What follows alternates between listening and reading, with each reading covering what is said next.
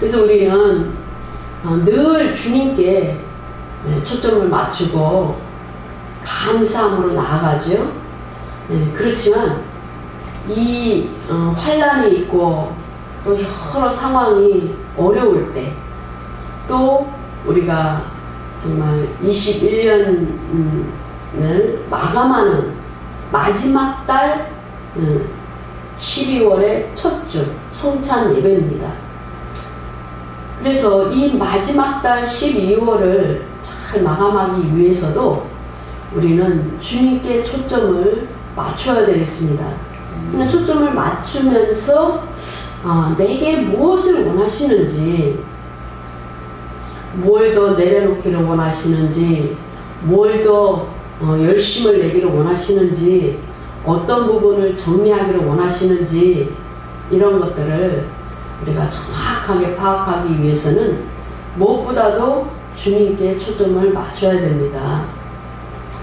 우리가 하나님의 자녀로서 살아가는 방식은 세상 사람들과 달라요. 세상 사람들이 보기에는 바보 같지 않아? 왜 이렇게 좀 이상하지? 코드가 안 맞아요. 손해보는 것 같고, 자존심이 상하고, 또 대접받지 않는 것 같고, 그래도요, 하나님은 그렇지 않습니다. 그리고 무엇보다도 하나님이 참고 계시기 때문에 우리는 참아야 돼요. 하나님도 가만히 내버려 주시는데 우리가 어떻게 합니까? 어떤 사람은 10km로 처리드는 10km의 속도로 처리드는 사람도 있고, 어떤 사람은 빨리 바로바로 깨달아서 처리되는 사람도 있어요. 우리가 보세요. 정말 우리 나이를 돌아보건대 5, 60대, 최소한 50대에서 60을 바라보는 그 나이대에서 대부분 사람들이 제 주위를 둘러봐도 이제는 조금 안정기에 들어섰다. 이제는 좀 마음이 정리가 됐다.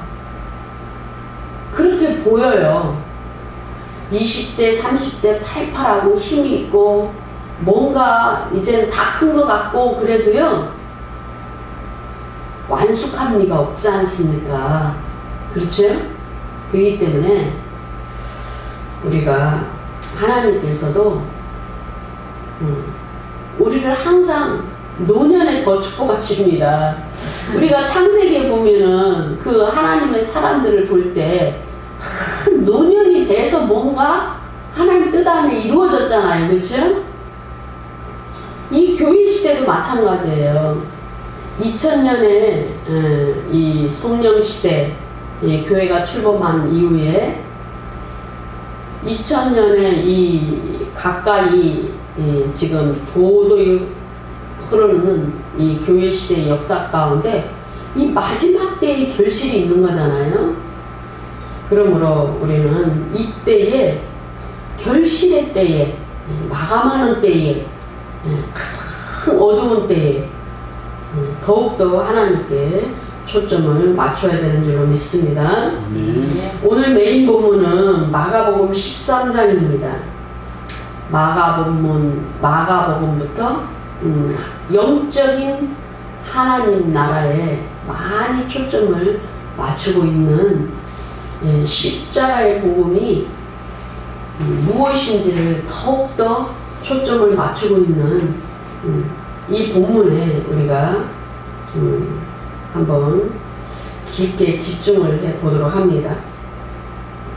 14절부터 한번 보시면은요, 멸망에 가증한 것이 서지 못할 곳에 선 것을 보거든 읽는 자는 깨달을진저 그때에 유대에 있는 자들은 산으로 도망할지어다.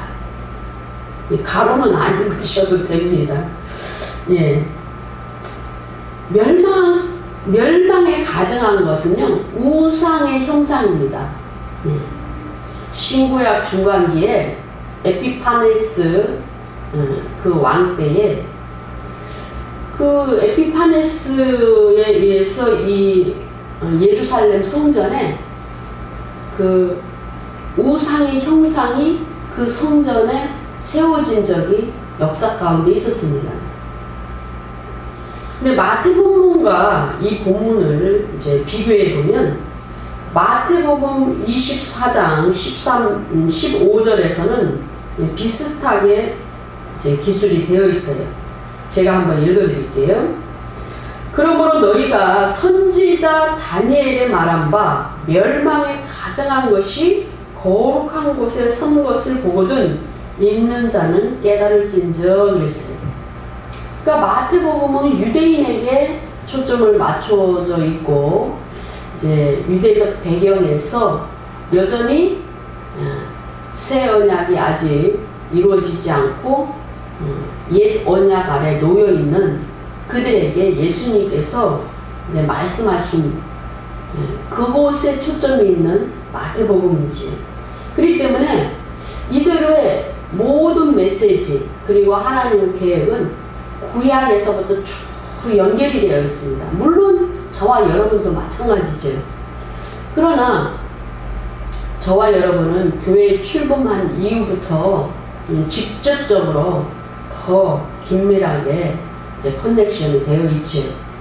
그러니까 이 마태복음에서는 선지자의 다니엘의 말한 바, 선지자 다니엘을 통하여 하나님께서 주신 말씀을 다 기록한 책이 다니엘서예요.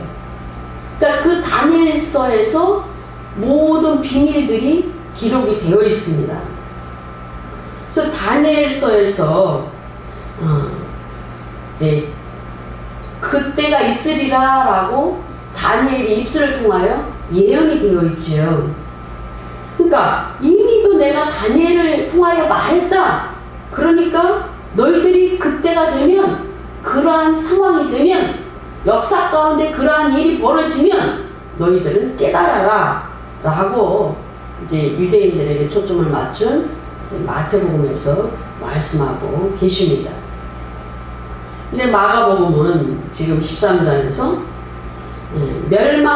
멸망에 가증한 것이 서지 못할 곳에 선 것을 보거든 이렇게 열방에 대해서 초점을 맞추고 있고 또 그리스도인 공동체에게 이제 이 말씀을 하고 계시므로 이제 어떤 그 형상, 우상의 형상 또는 더 이상한 것이라도 정말 거룩한 곳, 교회라든가 예배의 처소라든가 또 예루살렘이라든가 예루살렘 성전이라든가 그런 곳에 이제 다 적용을 할 수 있어요, 영적으로. 그래서 이러한 상황은 결국은 주님께서 대환란의 상황에서 이제 이 말씀을 하고 계십니다. 왜 그러냐면 19절에 이는 그 날들이 환란의 날이 되겠습니다. 하나님께서 창조하신 처음에 그 시작부터 지금까지 이런 환란이 없었고 후에도 없으리라 이렇게 말씀하셨기 때문에 이전에도 없었고 이후에도 없는 환란은 대환란이죠. 그러니까 그러한 때가 있을 것이다. 열방에 사는 세상 사람들아, 나의 자녀들아 이렇게 말씀하고 있습니다. 그래서 우리가 이제 이러한 일들을 한번 이제 큰 시도가 있었을 때를 우리가 알고 있지. 우리는 그 정말 노틀담 그 성당 지하에서 이게 엄청난 의식이 있고 또 예수님의 그 피 묻은 성회에서 뽑아낸 DNA를 통해서 사람을 이제 복제를 하고 거기에다가 악령이 임하게 하는 의식을 사탄 숭배자들이 치르기 위해서 모든 준비가 다 됐을 때 우리는 노틀담 성당이 무너진 것을 우리는 역사 가운데 알고 있습니다. 그런 사건들이 이제 역사 가운데 중간중간 있어 왔죠. 그래서 우리는 주님께서 무슨 의미로 세상의 종말의 상황에 대해서 말씀하셨는지를 알게 하십니다. 우리는 종말이다 하면은 예수님의 초림 때부터 재림 때까지를 종말의 상황이다, 종말이다 이렇게 우리는 알고 있습니다. 그래서요 이 공관복음에 보면 마태복음 그리고 마가복음 그리고 누가복음에서 전부 예수님이 이 땅에 어떻게 오시게 됐는가를 세례 요한과 세례 요한의 아버지와 어머니 사가랴와 엘리사밧의 그 계시를 받고 천사의 방문을 받는 때부터 기록되어 있습니다. 그래서 결국은 이 지상에 주님이 다시 영광으로 임하시는 때까지를 다 공통적으로 약간의 관점은 다르지만은 그렇게 기록하고 있어요. 그래서 우리는 깨닫습니다. 마태복음, 마가복음, 누가복음을 읽으면서 주님이 무엇을 말씀하고 계시는지를 우리는 깨닫습니다. 근데 오늘 이 본문은 주님께서 대환란을 우리에게 주시고 이 땅에 지상 재림하시는 그러한 상황을 조금 일부분을 우리에게 묘사하고 계시는 것이죠. 그러므로 우리는 이 내용들을 읽으면서 영으로 깨달아야 됩니다. 그렇구나. 주님은 이토록 어떤 상황을 자세하게 말씀하시면서 주님께 초점을 맞추라고 말씀하시는구나 라고 깨달아야 됩니다. 세상이 혼란스럽고 세상이 복잡하고 이해와 상식을 뛰어넘는 그런 일들이 많이 일어날수록 우리는 세상을 바라보지 아니하고 하나님께 초점을 맞춰야 됩니다. 왜요? 이 원리는 이런 겁니다. 우리가 이제 지폐가 있어요. 돈이죠, 돈.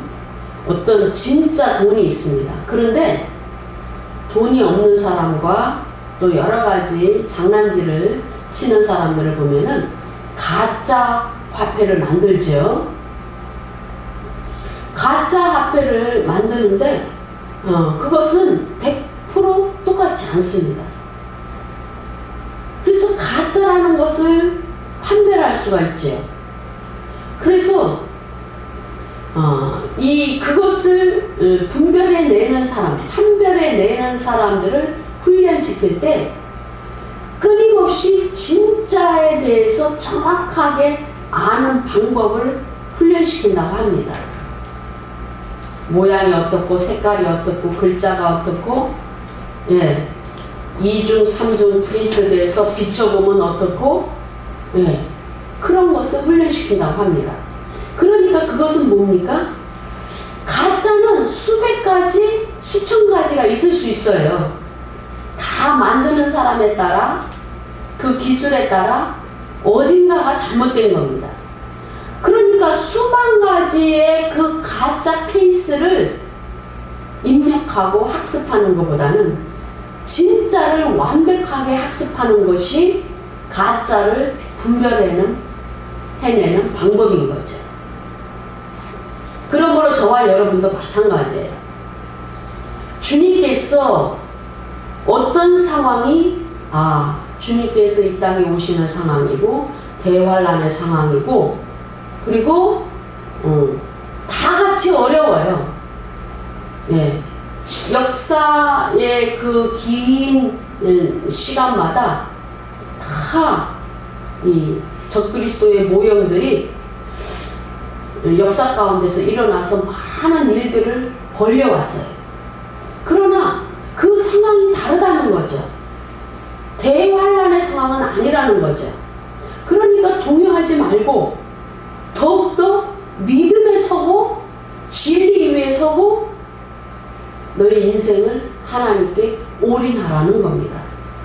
그러니까 진짜의 상황을 알기 위해서는 말씀에 초점을 맞추고 무엇보다도 교회는 성령의 음성을 듣기를 원하고 주님께 초점을 맞춰야 되는 것이죠. 주님께서 하실 일들은 다 성경에 기록되어 있기 때문입니다. 그 열방에 있는 사람들에게는 다니엘서에 기록된 바와 같이 선지자 다니엘의 말한 바와 같이 이런 표현이 없는 거예요. 마가복음에서는. 그러므로 15절 그 본문에 보면은 지붕 위에 있는 자는 내려가지도 말고 이렇게 써 있어요. 이건 뭐예요? 자기가 다 처한 상황이 다른 거죠. 어떤 사람은 지붕 위에 있고 어떤 사람은 밭에 있고 그런 거죠. 그럼에도 불구하고 뒤돌아보지 말고 자기 하는 일에 집중하지 말고 그 상황에 집중하지 말고 오직 주님께서 하실 일에 초점을 맞추고 주님께 초점을 맞추고 분별력을 가져야 되는 거죠. 그런데 이 본문을 보면은 예루살렘 성전에서 나오시면서 또는 예루살렘 성전을 바라보시면서 감난산에서 그 성전을 내려다보시면서 주님께서 하신 말씀 그 이후에 이 말씀이 나옵니다. 무슨 말씀이냐 하면은 마태복음 24장 2절에 보시면 대답하여 이르시되 너희가 이 모든 것을 보지 못하였느냐 내가 진실로 너희에게 이르노니 돌 하나도 돌 위에 남지 않고 다 무너뜨리우리라 이렇게 하셨어요. 그러니까 주님께서 성전에서 나오시면서 그 성전에 대해서 그 성전이 때가 되면 장차 이 성전이 돌 하나도 돌 위에 남지 않고 다 무너질 때가 있겠다 라고 예언을 하시는 거죠. 그러시면서 그 때에 너희들에게는 이런 상황이 올 거다. 마지막 때에는 이런 상황이 벌어질 거다 라고 말씀합니다.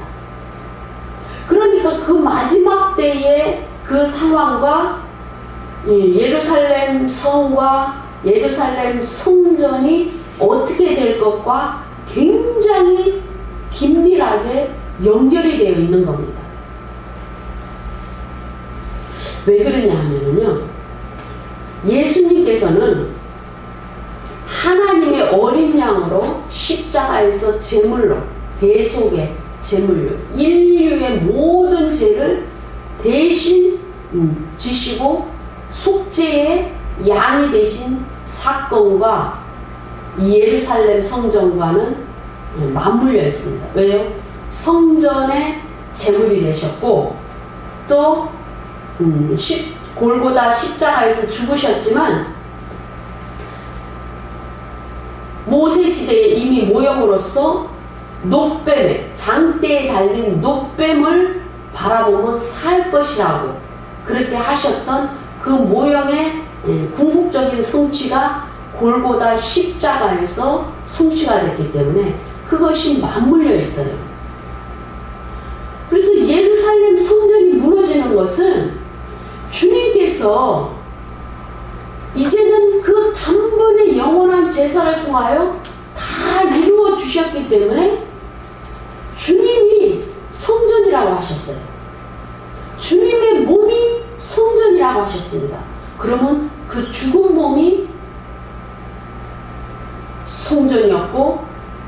대속의 제물이었고 결국은 또다시 부활의 몸이 성전이 된 것이죠. 그러니까 부활의 몸이 성전이기 때문에 그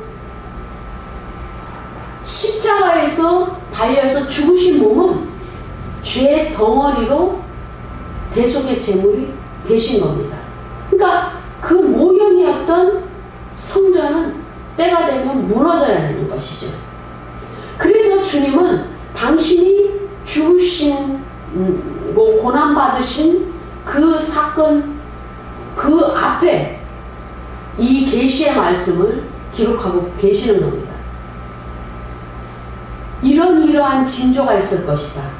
그것은 예루살렘 성이 무너지고 성전이 무너지는 것이다 라고 기록하고 계시는 거예요. 그러니까 왜 쓸데없이 왜 주님이 죽으신가 성전이 무너지고 또 예루살렘 성이 그렇게 무너지고 이런 것과 무슨 상관이 있을까 그렇게 생각이 들어요. 그래서 마지막 때에도 대환란 때도 예루살렘과 예루살렘 성과 또 그 안에 성전에서 일어날 일들과는 아주 긴밀한 관계가 있는 겁니다. 주님께서 그래서 오늘 이 본문에도 멸망에 가증한 것이 서지 못할 곳에 선 것을 보거든, 거룩한 곳에 선 곳에 보거든 이렇게 쓰지 않았어요. 마가복음은 멸망에 가증한 것이 서지 못할 곳에 선 것을 보거든 이렇게 썼어요.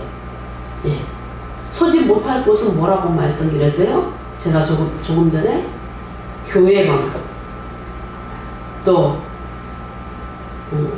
예배드리는 처소라든가 또 공개적으로 정말 그 장소에는 그것이 들어서면 안 되는 곳이라든가 그렇죠? 그런 여러 세계 도처에 그러한 곳이 있어요. 열방에 대해서 말씀하시는 본문이니까 본문이 다르죠.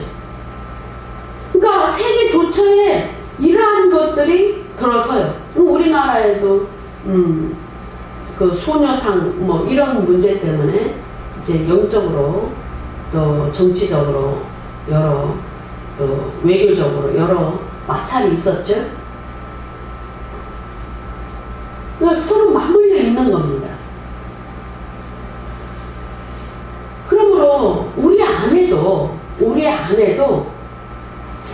세상의 염려로 또 세상의 시끄러움으로 또 내 주변에서 일어나는 여러 가정이나 직장이나 사업장이나 교회 안에서 일어나는 문제를 통해서 우리 안에서 자리 잡으면 안 되는 것들이 많이 자리 잡는 경우가 있어요. 세상의 염려, 또 물질적인 염려, 사업의 문제 이런 것 때문에 주님이 자정하고 계셔야 될 우리 영 가운데 보좌에 주님이 왕으로 계시고 구원자로 계시고 주인으로 계셔야 되는데 그렇게 하지 못하고 더 큰 것이 자리할 때가 많이 있다라는 거죠. 오직 주님으로만 충만하면 은혜가 넘쳐요. 다 용서가 됩니다. 그런데 세상의 염려, 내 마음의 상처, 그쵸? 그런 것들이 걱정 이런 것들이 자리하면 은혜가 떨어지게 됩니다. 그렇게 돼요. 그래서 주님께 더더욱 초점을 맞춰야 되는 것입니다. 그래서 주님은 예루살렘과 성전에 대한 그 징조를 말씀하고 계시는 겁니다. 그래서 이 교회를 핍박하고 교회 예배를 사회가 제한하고 정치적으로 제한하고 그들이 무슨 제시를 하고 가이드라인을 정하고 이런 것은 하나님 뜻이 아니에요. 그런 권한이 그들에게는 없습니다. 여기는 하나님의 영역입니다. 하나님께서 성령의 불담으로 지키시는 것이에요. 목사가 먼저 질서를 위해서 이웃을 배려하는 차원에서 우리가 지킬 것은 지키되 예배에 대해서 그렇게 치고 들어오는 그런 것들은 우리가 정말 조심해야 됩니다. 그런 것이 전부 서지 못할 곳에 가증한 것들이 자리 잡고 길을 내주는 겁니다. 계시록 11장 1절에도 보면은요, 주님께서 마지막 때에 그 환난 때에도 교회부터 그리고 예루살렘 성전부터 측량한다고 말씀하셨어요. 초림하신 예수님께서 예루살렘 성전에 돌 하나도 남지 않고 무너뜨리우리라 이렇게 말씀하셨지만 정말 환난 때에도 환난 시대에도 이 일이 실제적으로 예루살렘이 일어날 것이다 라고 말씀합니다. 또 내게 지팡이 같은 갈대를 주며 그랬어요. 지팡이가 아니고 지팡이 같은 갈대를 주신다고 그랬어요. 아주 갈대는 연약하잖아요, 그죠?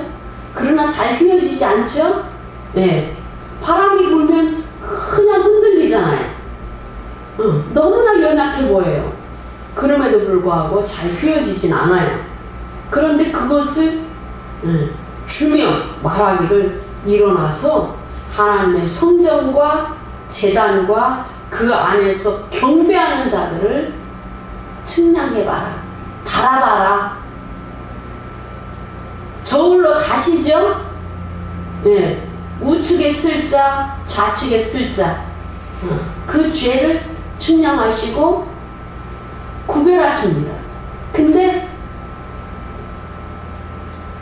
하나님의 성전에 있는 자들, 그리고 성전과 그 제단에서 일어나는 일들에 대해서 하나님은 주목하십니다.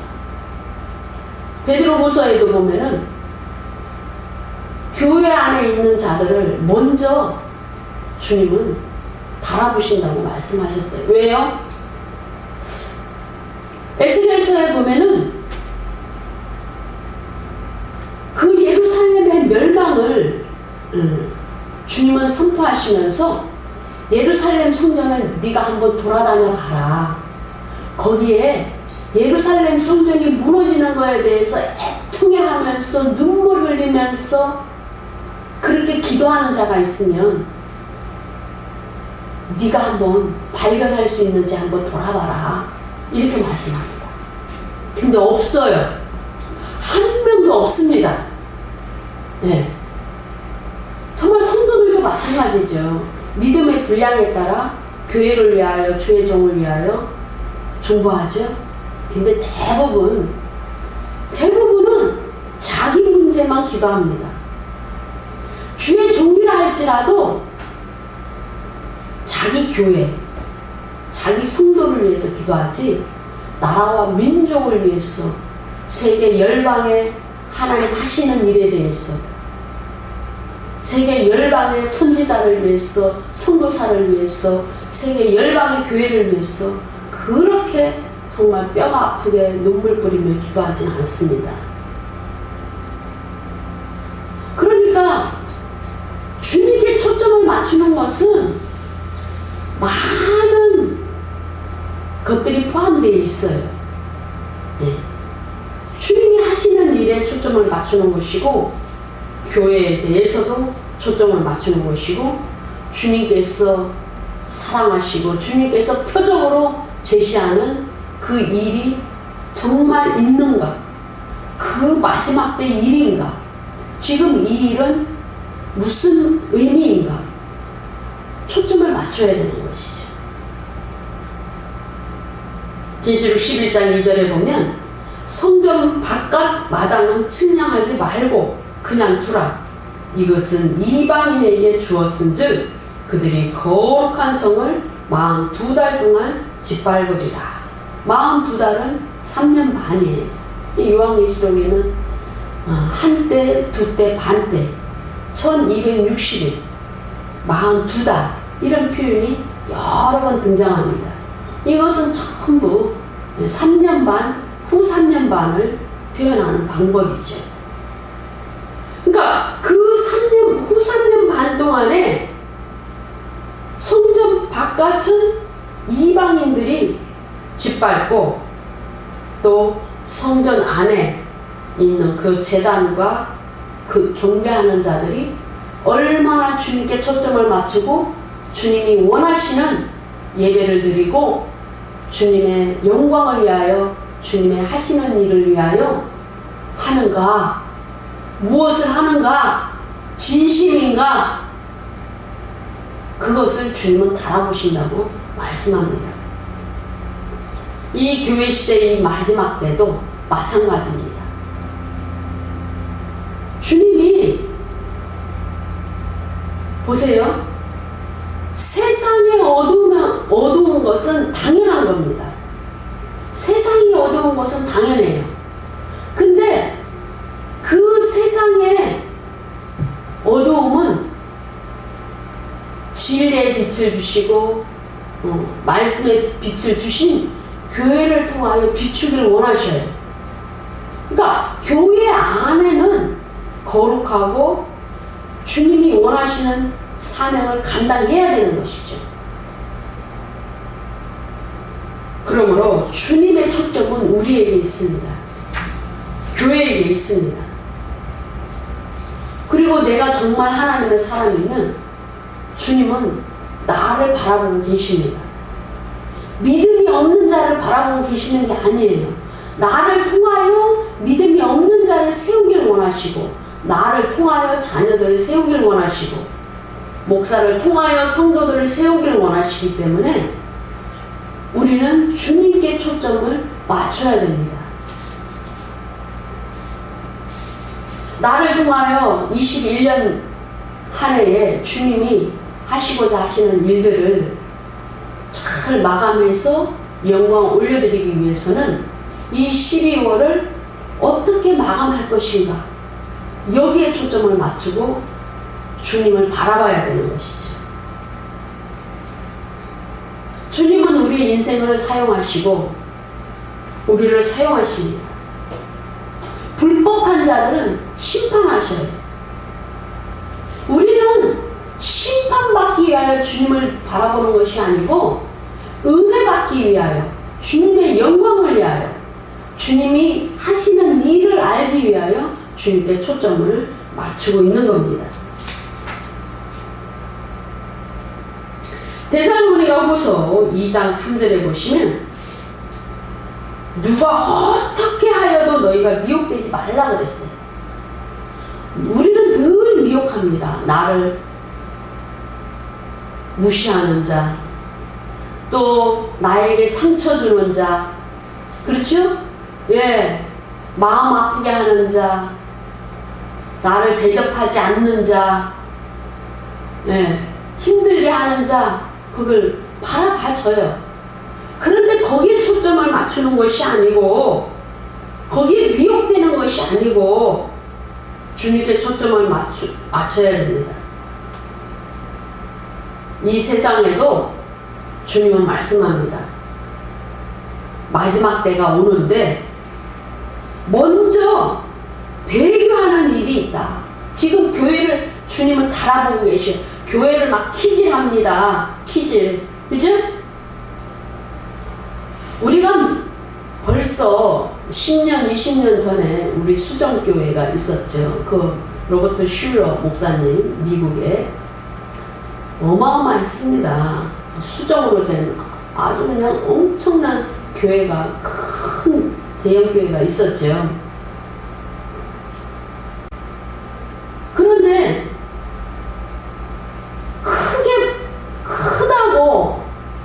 크게 해서 부흥이 되는 것이, 그 부흥이 온전히 하나님께로부터 온 부흥은 아니라는 거예요. 보세요. 우리가 부자가, 어떤 사람이 일을 열심히 하고 사업을 열심히 하고 또 재정관리를 열심히 해서 부자가 되는 것이 하늘로부터 오는, 큰 부자는 하늘이 낸다, 이런 옛말이 있죠. 그러니까 하늘로부터 특별한 축복을 통해서 부자가 되는 사람도 있지만, 근데 그 방법이 항상 100% 옳은 것만은 아니에요. 티도 없고 흠도 없이 그렇게 부자가 되는 사람이 얼마나 있습니까? 대부분은 그렇지 않은 경우가 많은 거죠. 그러니까 성경적으로는 천부사상이 맞습니다. 가난하게 살고 뭔가 결핍되게 살고 이런 것은 하나님 뜻이 아니에요. 하나님 축복을 받아서 잘 부족함이 없이 큰 부자는 아니어도 족하게 사는 것이 하나님 뜻이에요. 그런데 그 부자들이 다 하나님 보시기에 옳지 않으면 거기에는 불순물이 많이 섞인 겁니다. 그렇죠? 불법이 있는 겁니다. 교회도 마찬가지예요.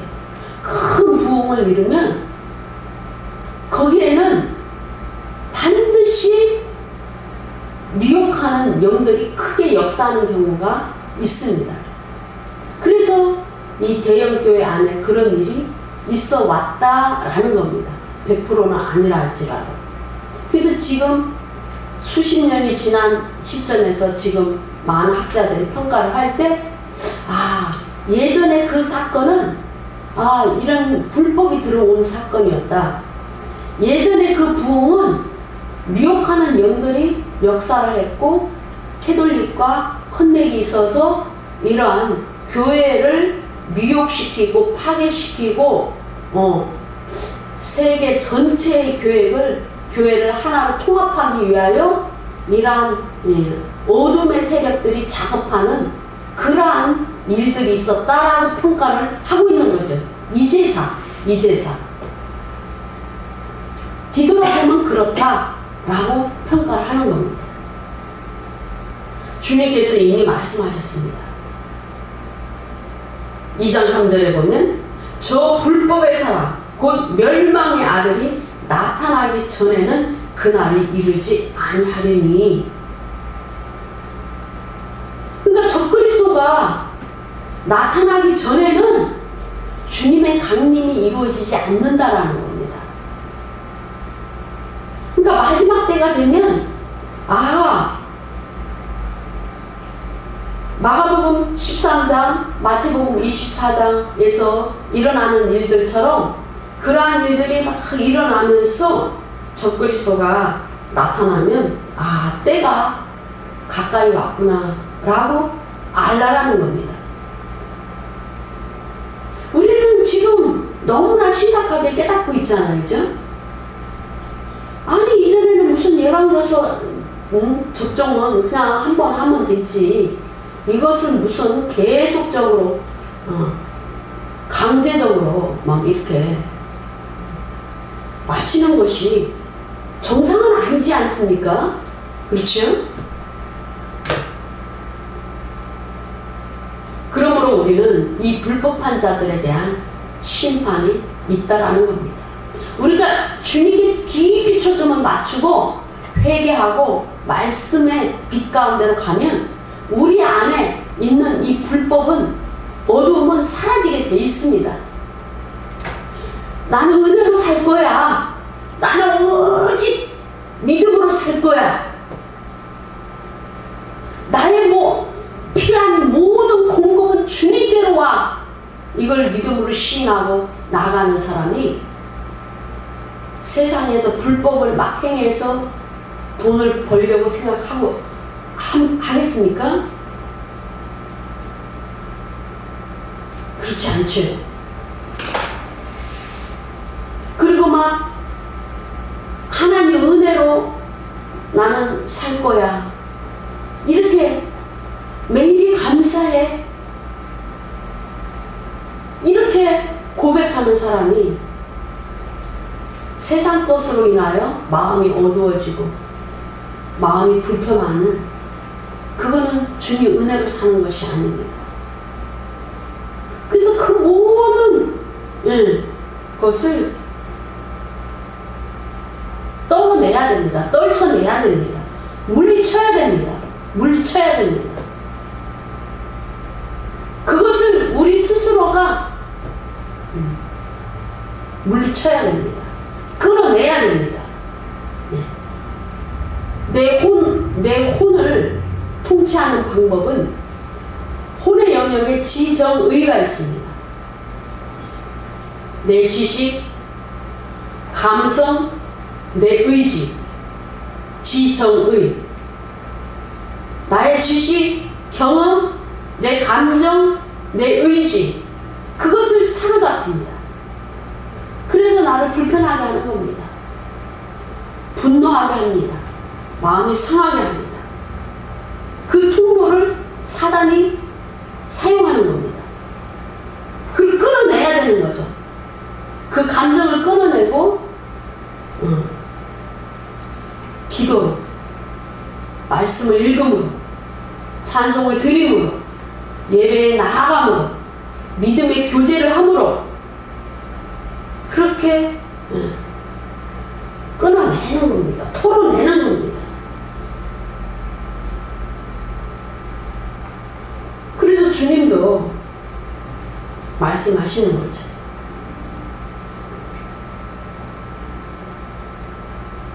우리가 정말 그것이 쉽지는 않아요. 쉽지는 않지만 우리가 21년이 딱 한 달밖에 안 남았잖아요. 그죠? 그러니까 이 마무리를 잘하기 위해서는